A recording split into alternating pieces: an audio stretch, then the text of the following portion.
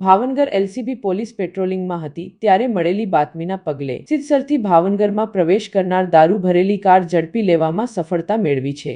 Bhavnagar LCB પોલીસે બાતમીવાળી car ઊભી રાખીને તપાસ કરતા કારમાં બનાવેલ ગ્રુપ ખાનામાંથી 912 જેટલી દારૂની બોટલો જેની કિંમત ₹2,50,800 મળીને કુલ મુદ્દામાલ મળી ₹9,55,800નો કબજે લઈને કિશનભાઈ હારુભાઈ રાઠવાને ઝડપી લીધો છે। જ્યારે આ ગુનામાં પંકજભાઈ યાદવ મધ્યપ્રદેશ વાળો, અશ્વિન બારૈયા ભાવનગર વાળો અને જયંતિ ઉર્ફે જેનુ ગોહિલ ભાવનગર વાળો પકડવાના બાકી છે। તમામ વિરુદ્ધ વર્તેજ પોલીસ સ્ટેશનમાં ગુનો નોંધી આગળની કાર્યવાહી સોંપી છે।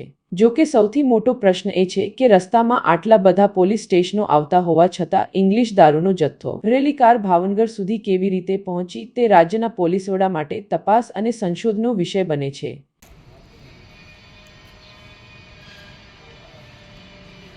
हाँ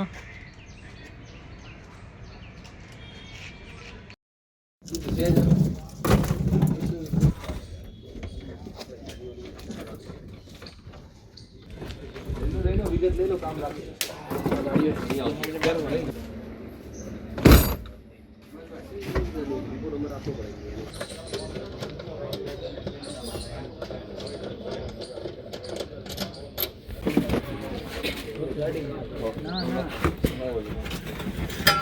એટલો તો ફેશન કરી હા બરોબર આમાં બે આમ બે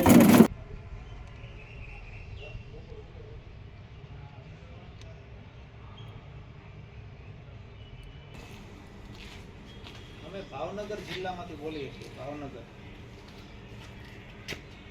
હા હા હા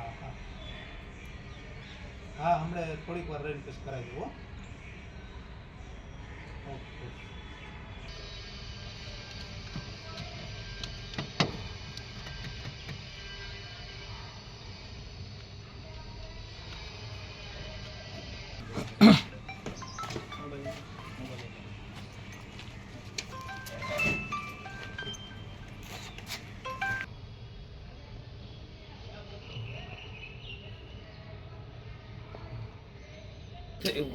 What?